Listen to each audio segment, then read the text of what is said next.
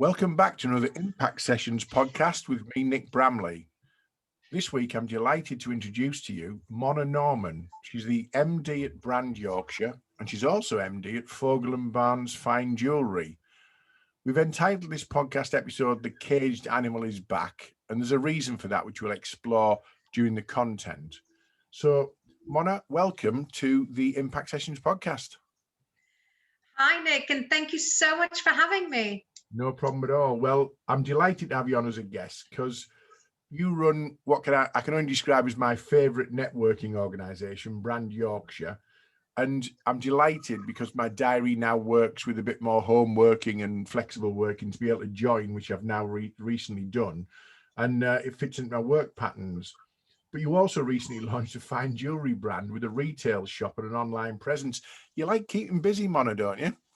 Oh, I don't know. So, I mean, we're either crazy or geniuses. It's one of them. Yeah. Time will tell. So let's explore that, shall we? But the caged animal bit is because you are probably, more than anybody else, somebody who I know loves people and loves being around people. So I guess 12th of April we're recording this on the Friday before non-essential are opening, and you're going back to networking. You must be like a absolute smile. You've got a smile as broad as a Cheshire cat, haven't you?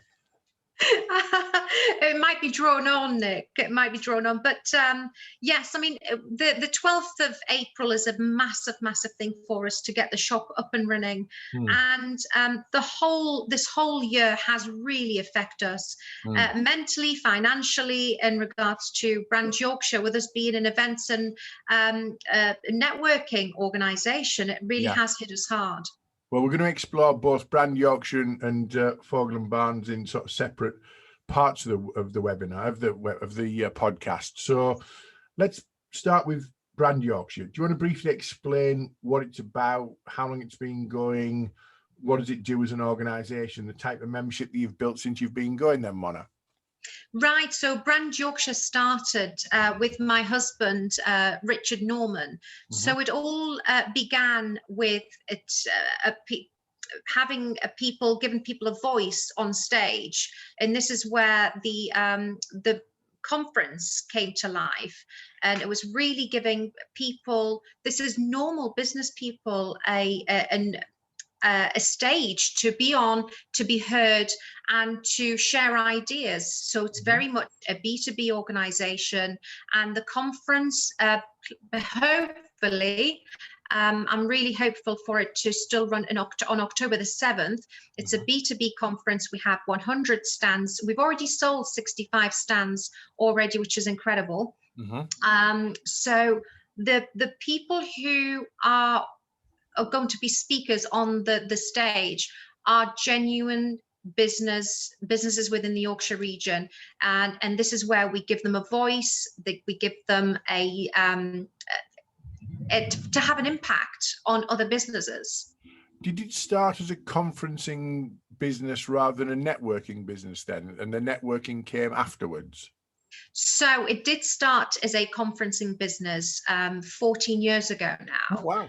Although it's our 11th official conference that's coming up. Yeah. And the networking happened is because, so I hope I don't, upset anybody, but it truly became because I couldn't find a networking group that I truly wanted to be or felt comfortable to belong to. And we sat down, and we had other people within our organization, and we sat down together and says, right, let's do one ourselves. And the first time we had our first networking, we had 126 people attend, which was crazy. Well, they all probably had the same view as you. Networking, there's a networking organization pops up every 5 or 6 minutes, or certainly before the pandemic, and there's lots of online stuff which we might touch on later. But not all networks work the same, and not all networks have the same values and offer the same experience. And I did say you're my favorite network, and I've been involved in networking since the mid-90s. As a chair of the Institute of Directors running events. I used to run an organization called the Business Network, which is now run by Caroline Coward, and hats off to Caroline. That's a good networking organization as well. But yours, when I've been along, it's just got a really nice vibe about it, and it's relaxed and informal, but nonetheless effective. So I really like the kind of culture that you set up on that one. Absolutely, Nick. And this is the feeling I really needed. And with our members, always say we do really genuinely feel like we belong part of the family. And it really does feel that way. Again, it's not the structure. Yes, it has structure, but it's not right if you don't attend. You know, it's not so much so like other networking, because I used to feel pressure of the commitment. So yes, there is a structure to it. It's good to commit and to attend as much as possible, but yet there is some kind of relaxed atmosphere that if you can't come, that genuinely you can't make that time. The other thing that I differ from other networking is I bring in the visitors. I have the different speakers, so I do all the work rather than the member does the work. So for instance, I have some of my members will say, Mon, I've been trying to get in touch with so and I've not been able to. I make sure and try my best to invite that individual to the networking and let that kind of meeting happen sort of organically. But it works. So we do a lot of the work rather than the members do the work, which I didn't have time. So there's other networking at that we could have belonged to. I felt that a business needs to do a lot of the work, and I didn't have time for that. Yeah, I agree. So that was. And I know the types that you're referring to, and they work for some people, and they're all different strokes for different folks, as it were. As I said, I called this the cage animals back. We're going to explore what that back looks like shortly. But you have been in a bit of a cul-de-sac with not being able to get out and meet your brand Yorkshire members. You've got the retail store, which we'll explore the madness behind opening a retail store in a high street recession shortly. How have you been? How have you coped without that direct in-person contact, especially with those members who you do feel are part of your family? How's it been for you? To be honest, mentally, it's not been good. So I started off at the beginning of the first lockdown. I was on a massive high, thinking, right, I'm going to be the leader, and this is my pack. And, you know, I was having as many Zoom meetings for my members. And I really felt that kind of energy just started to dwindle, and my cup started I just ran out, Nick, to be completely honest. I really did. So I realized I realized I wasn't giving my members what I promised to give them. So the Zoom thing, I know it works for a lot of other people, and I have used it more for one-to-one, but it wasn't for me, and it wasn't for what Brand Yorkshire stood for. So I'll be honest with you, Mona. You know, I think it's a nice thing to say that Zoom works for other things. I don't think Zoom works for networking anywhere near as well as face-to-face. I do a networking skills workshop, and over the last 12 months, I've the first half is on online networking, second half is face-to-face networking for when we get back to it.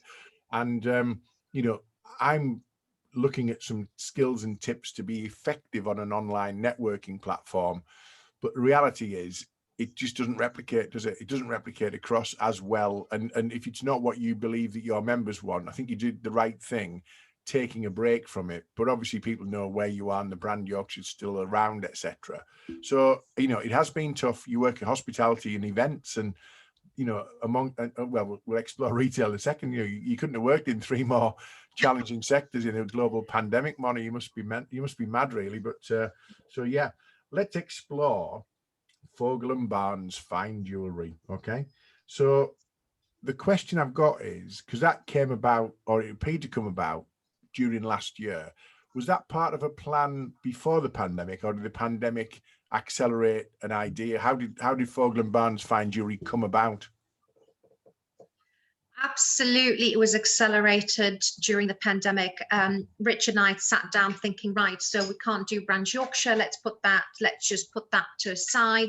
And thank goodness we were never being very silly in regards to having, you know, big premises or anything like that. So Brand Yorkshire was safe and okay. Yeah. And, you know, but although we've not had any help from the government, not at all in regards to Brand Yorkshire, which is everything that came about in regards to help, we fell through the cracks. But never mind, we're here where we are. So we decided to think, right, what can we do? What's people still buying? If we do something that's a physical, a commodity rather than a service that we can do something online and just try and survive this. So this is where Fogal Barnes had happened. It's both of our names put together, our maiden names put together.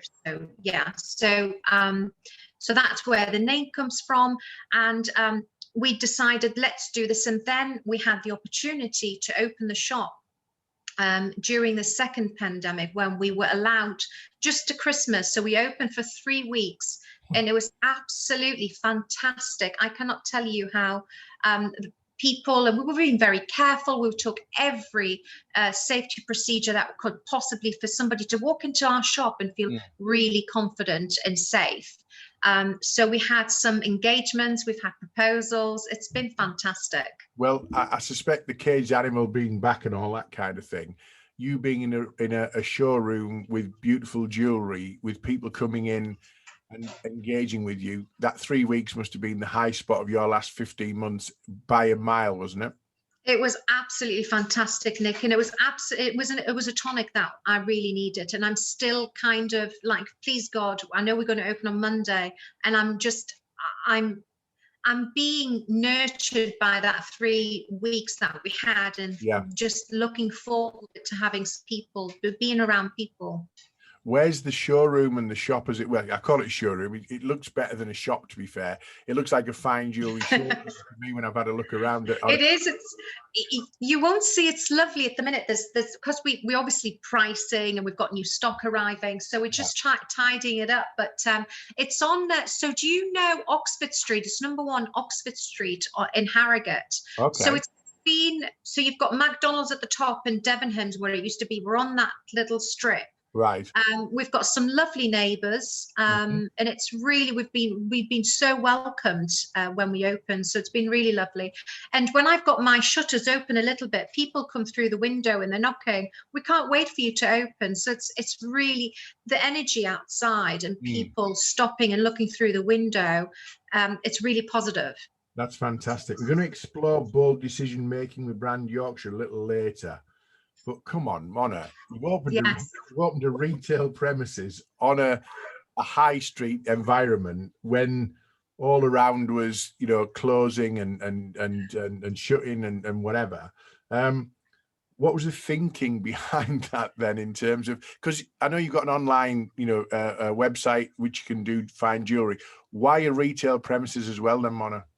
Oh, Nick, honestly, if I see another Amazon box through my door, I've just had enough. And I thought if I'm desperate to go there, to smell something, to touch something, to feel something, and this is what people do, and we are missing that connection. I do think there's some people will stay doing online and still, okay, that's fine, but there's a massive amount, and there's been a study doing, even people with a younger generation are wanting to go out and browse. I mean, that shopping, of window shopping, we miss that.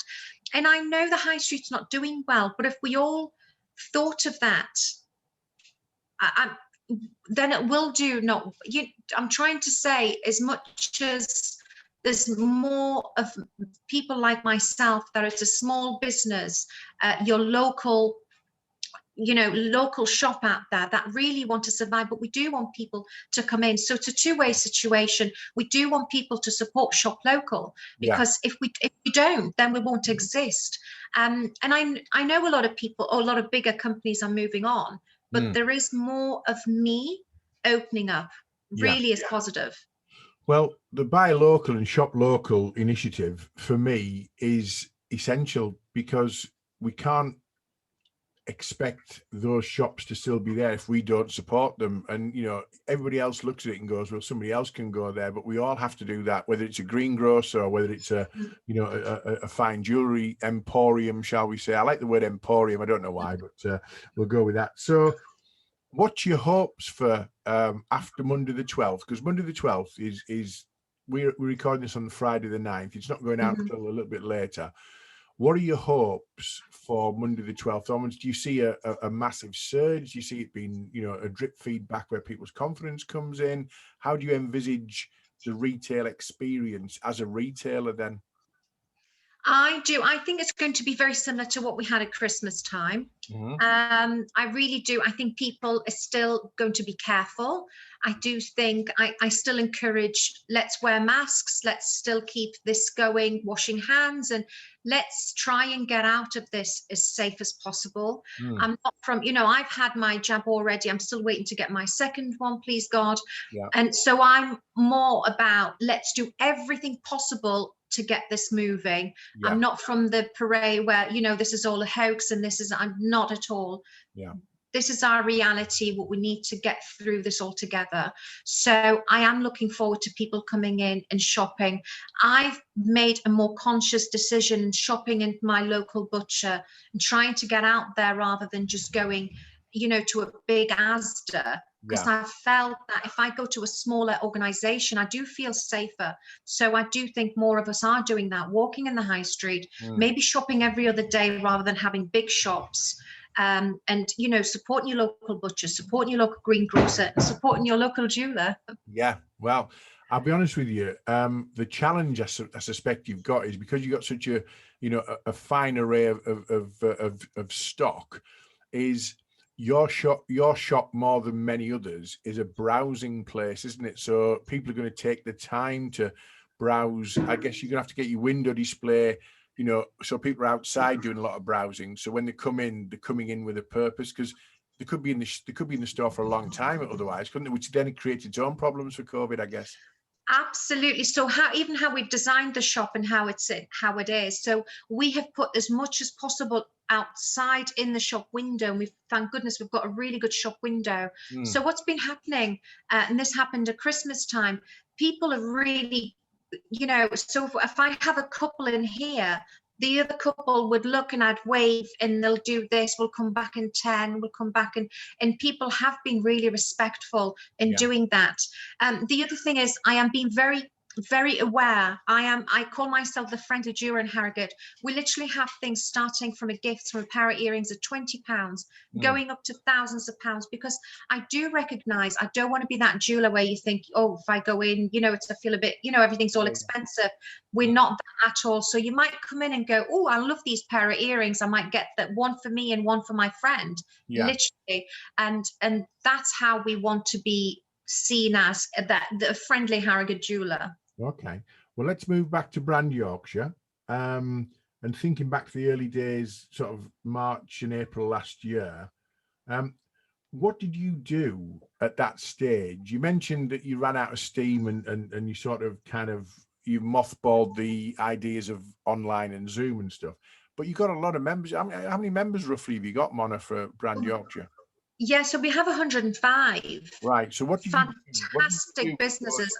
What did you do with those 105 in the early days, with the uncertainty and everybody's wondering what's going on, and you didn't know any more than anybody else about what networking was going to look like, if it was going to come back, when it was going to come back?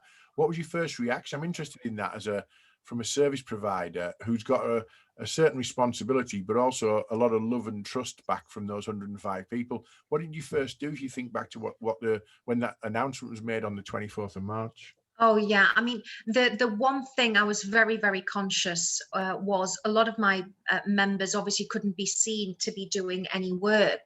At the beginning, it felt very much bad taste trying to get business around. So I quickly wanted to be the support system. So we were very much into trying to channel government bodies to come in as our guests to try and let my members know what grants are out there, what have you heard, what's going on. So at the very first beginning, that's what we're about. And then things started to ease, and because we'd done our online networking for 7 months, which very good. So when my steam ran out, it did take 7 months to run out. I'm quite resilient, but there's only so much of me to spread, which was very hard. I'd also say, hang on, I'll just say on that basis as well that 7 months of doing Zoom when you're not really that passionate and a believer about it is credible anyway. The fact that you got to 7 months, because it would have been easy to try it 2 or 3 times and go, look, this just isn't for me. So I do like the fact that you've got a commitment to your members, and your members won't have had the same experience either, but they were quite supportive of coming along to those Zoom calls and being still part of Brand Yorkshire. So it's been in mothballs, but it hasn't died a death. Far from it, has it really, as a brand and as a membership organisation? Absolutely not. I was still very conscious that although I couldn't apply for anything, but my members could apply for things. So we were very much conscious of, right, who's heard of any grants? Who's heard of any help? And then we were getting people over in regards to try and learn and teach. And I had classes running. I'm a LinkedIn geek. And I had classes, so I tried to get as many of my members up to date with their skills within LinkedIn. So I was trying to give something back that I knew, and then got other people involved in regards to, so some people were doing video marketing, and we were just trying to help each other out. Through that, I've attracted some people, some businesses from the Northeast, which was really nice. Right. So we've got some new members from the Northeast who are going to join Brand Yorkshire. And again, so I have got Zoom to thank because it's opened other avenues for me. It does open boundaries, doesn't it? I've done some work in Sweden, and those guys would never have come over to a training session in York, would they? They did a Zoom session, and Germany as well, and various other places. So it does have its benefits, but it's not the same, is it? It's not the same for someone like you with a real passion for people. Your DNA says people, doesn't it? That's what you are. You're a people person. And so did Fogal Barnes keep you busy setting it all up, getting the website done, sorting out the premises? Did that keep you busy? And was that what your go-to point was, to keep your sanity going? Absolutely. So the 7 months kind of came up into September, November, and that's when I hit a wall, really genuinely hit a wall. And this is where I feel that with the offer of the shop, and that came late November, early December, that I had a purpose, and that's what I felt that I'd lost. And it was quite soul-destroying. Oh, so sorry. I was quite soul-destroying in regards to, sometimes you'd sit there and you're giving it all, and then you had empty chairs with the Zoom, and that didn't excite me. Am I right in thinking you had a little bit of a false dawn of an opportunity? Did you do a physical network at some stage? Did you do one? We apparently, we might be the only, then the whole of the country, maybe the world. We had one, so it was between the first and the second lockdown, where we were able, so sorry, my dogs. We were able to have a networking event where I cannot tell you, Nick, how amazing it was. We had 30 people, because we were allowed 30 people. That included myself, any member of staff that was helping. And everybody was sitting 2 meters apart. We had partitions. It was fantastic. So that I can see.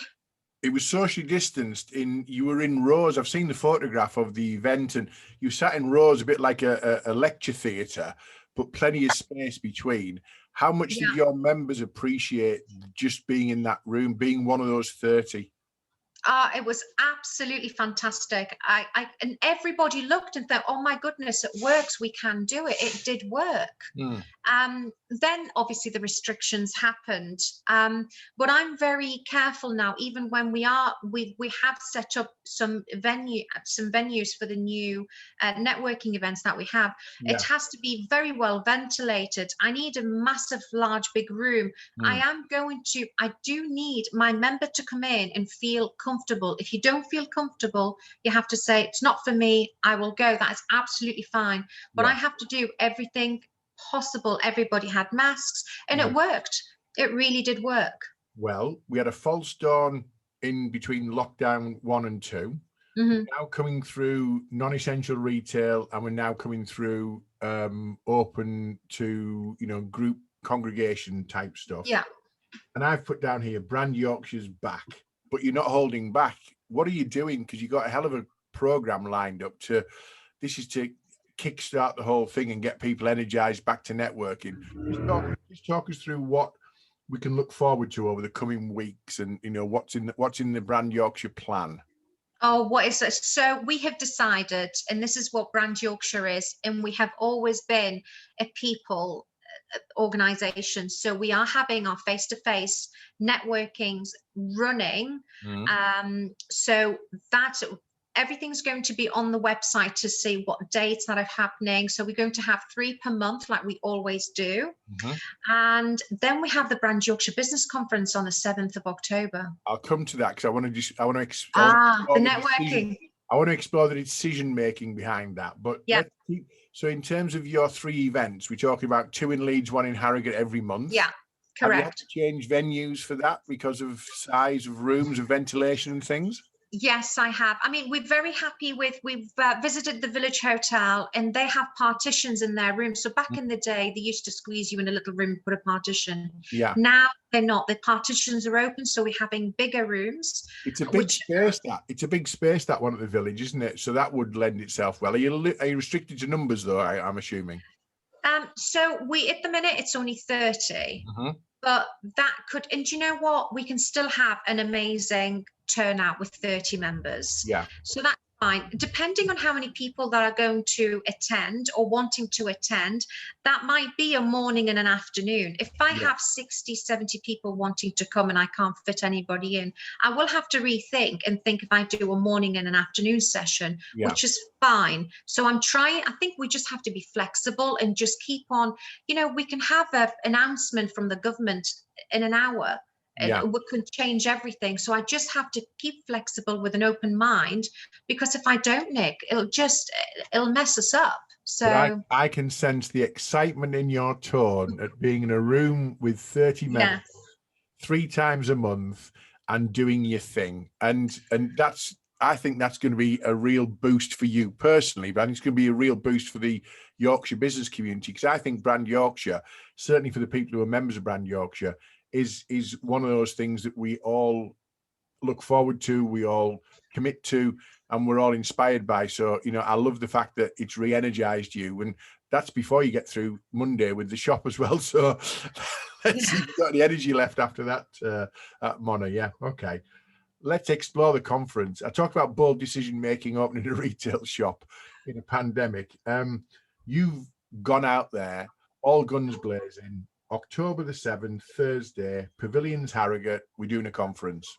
Now, I absolutely bloody love that. I love the confidence of it. I love the commitment to it. And like you said, it might be subject to Boris making a decision that changes all that. But you've been out there and without even really promoting it to the full level, you've sold 60 stands out of 100. And we're only in end of April, really. Wow.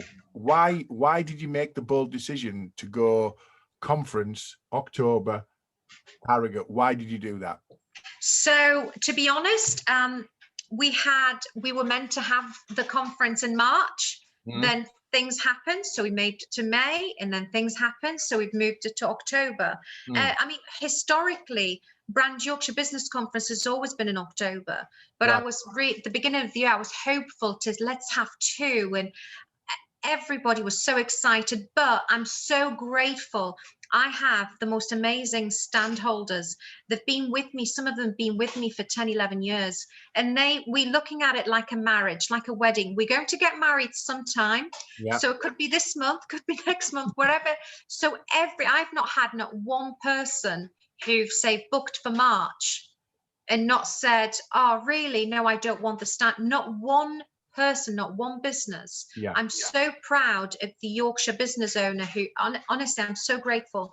They've all been supportive. They've all backed me up. They've all said, Mona, we know it's going to happen sometime.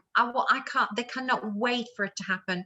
So there's things like I'm making sure everybody's going to be wearing coats just in case it's a cold day, because every window is going to be open at the Pavilions of Harrogate. And it's the gorgeous 2 rooms. I mean, it, and you're going to be one of our speakers, Nick, which I'm just so I'm so excited to have you over as one of our keynote speakers. But the rooms are quite spacious, nice high ceilings, lots of windows, and we're going to have people, okay, it's like a supermarket. I might be sticking some stickers on the floor to say this way, and lots of stations to clean your hands. We've got a great company who do these cards. So you literally have a digicard, so you can have your business cards. So we try and, not to keep giving people your business cards. Because I mean the stuff I'm going to explore in a little second, hugging and handshakes and stuff, but the stuff like passing a business card, it's almost like saying, would you like a potentially COVID imprinted piece of card or not, as the case may be. So I really I love the innovation. I love the innovation that people are having around this, and I just love the confidence. Here's a question for you. People listening to this who are caged animals like you, or Yorkshire business people who've got businesses that they want to promote, how would they get involved in the 2021 Brand Yorkshire Conference on the 7th of October? What do they just look at the website? What do they do? Oh, no, I want them to call me. No. Call Mona. Well, your contact details are going to be on yes, please. They're going to be on the notes for the episode. They're going to be on, for those who watch it, they're going to be on the holding slide at the end. And there'll be no reason why people won't be able to get in touch with you, because I've got your phone number, your email address, 2 websites, LinkedIn profile. It's the inside lip measurement and whatever. And then we've got the whole lot there, Mona. So thank you, Nick. No, it's listen, what we're talking about today, it's about people. And I also want you to hear my excitement and my enthusiasm for you to go, yes, I want to get involved. I want to book a stand. I want a membership, and you need to be sold the enthusiasm for you to get the Brand Yorkshire movement. Well, that's why it's my favorite networking organization, not just because the conference is really good, but because it does have that energy, and that energy comes from you. It comes from Rich as well, getting involved, but I think it comes from the members. I don't know what it is. Your selection of your members, whether you even have a selection or not, they're all damn good people, whether or not you... Fantastic. Whether or not you sort of let people who are not fantastic slip by the wayside, I don't know, because I've never met anyone at a Brand Yorkshire networking event who isn't of interest or interesting or valid. So, and that's genuine, no bullshit. That's genuine. Thank you, Nick. I do think maybe it's because it's still a family-run business, and we can say, you know what, you're not for us and we're not for you. But this is why when somebody will say to me, can I be a member? And I've not met them. No. Yeah. I need to meet you. I want you to come and meet us before. So it's not the desperate, I'm just going to take anyone on, because it doesn't work that way. And also we need to have the same ethos. And my members are all like me. That's how we are. What, and mad? Are they all a bit mad? A little bit mad. All a bit mad caged animals. So excited. And we're not takers. It's got to be a give and take relationship. And you know what, you know how it is, and it's a give and take, and it's a relationship, and it's a building of a relationship that's important. Are we still in a learning curve for new networking, even with your sort of 30 at the village and the places in Harrogate? Do you think we're going to get back to some normality, or is it going to be a bit of a hybrid? People might think, well, I can't go, but can I zoom in? Where do you see it going over the next couple of years? Yeah, so I have some of my members who are genuinely, this is before this was before the jab. I have a few of my members that are genuinely with health risks. They can't come to. So what I am going to do, I'm going to have them on a Zoom call with the computer turned round, so they feel if they're part of it. I am doing that for my members because I want them to be there. And they're not there because they don't want to, that they genuinely can't come. But their circumstances might change once they have their jabs. And the whole thing about it, Nick, we have to be flexible, because that's when you break. And it's only because that mentally I struggled when I was so up a height and excited, and then Boris comes along with his bad haircut and changes everything, and I just felt and it just felt again, and I was just deflated, and it's up and down, and that's the bit where I was then struggling. So I'm trying to learn from what happened before. Moving. Okay, so let's talk a final question. you are quite a tactile person, as indeed I am. And I think I recall you being a hugger. Are you a hugger, Mona? Before lockdown, were you a hugger? Nick, my members, we say, well, this is cuddles, and it's Right. literally because I feel like I'm their mum. Right. And I do recall you yes, being a hugger. But yeah, let's talk about the handshake, okay? A hug's probably going to be out of bounds. yes. And I'm not sure about what the handshake's going to do, because I listened to a really interesting article on the radio a couple of days ago, and it was a lady who'd done some scientific research into handshakes. And it goes back thousands of years, really, but it goes back to the 1700s when it was a sign that you weren't armed when you were going to meet somebody. And I think 400, 500, 600, 700 years of handshaking might have been killed off by 14 months of a pandemic. So, how are we going to replace it, or are we going to replace it? Well, so the massive thing, so Richard has worked with young offenders in prisons before, and his first thing that he used to teach the young offenders was how to handshake and how to look in somebody's eyes and you handshake. My thing that I'm coming back from this, I'm Arabic, and how we handshake is you do this and you bow. Right. To somebody. So this is my little thing that I'm going to introduce to the Brand Yorkshire members. That's so quite you literally do this and you just bow to somebody. So you look them in the eye. For those who are listening on audio, what you're doing this, tell us what you're doing at the same time as you're doing it then, Mona. Right, so you put your hand, this is where your heart is, so it's here, and you look at somebody in the eye and you just a little bit of a nod of the head. Yeah. And that's the Arabic way of shaking a hand. I quite like that, because I was considering the fact that I'm never going to be cool enough to do a fist bump, ever. I'll never, ever be cool enough to carry off a fist bump. I think the ankle tap could end up with people kicking lumps out of each other. And the elbow bump, we used to judge people on a firmness of the handshake. So am I now going to have to put someone through the window with my elbow to say, wow, he's got a firm elbow? The whole thing's a bit of a nightmare, but I really do like the idea of the hand on your breastplate, just a gentle nod. And just a little nod. Yeah, that's fantastic. I think we can all carry that off. Even in Yorkshire, we can probably carry that off, Monica. Fantastic. You see, this is the half Iraqi girl living in Yorkshire. What this is my bit of bringing something to Yorkshire. Well, you've got some northeast roots in there as well. We've had the conversation before about your heritage, and it's interesting to say the least, Mona. So listen, Caged Animal is back. I'm going to wish you all the best for Monday, which is, as we're recording this, the day of opening non-essential retail. Now, I did put a little note in saying that I know quite a few people would consider jewellery to be essential. Did you ever think you had to make the case for that as a lady with a certain style? Could you make the case? Nick, we've essential? had to help. We've had to help a lot of people getting married. So in my book, it has been essential because people are still getting married as we speak.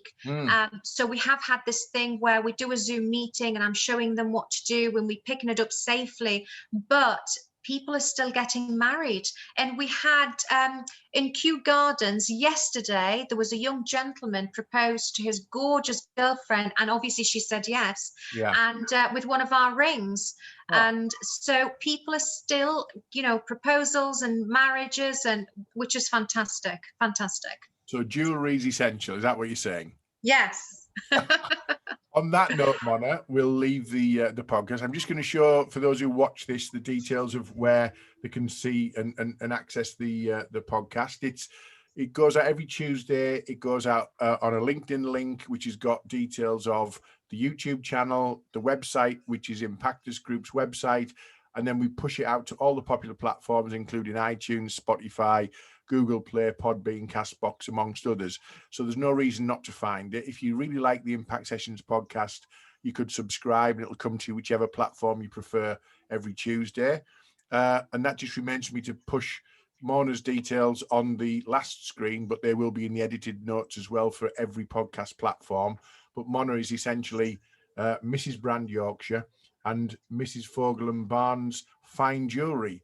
Mona, it's been an absolute pleasure. Great to see you again, and we'll catch up very soon. Thank you, Nick. Thank you so much for having me. No problem at all.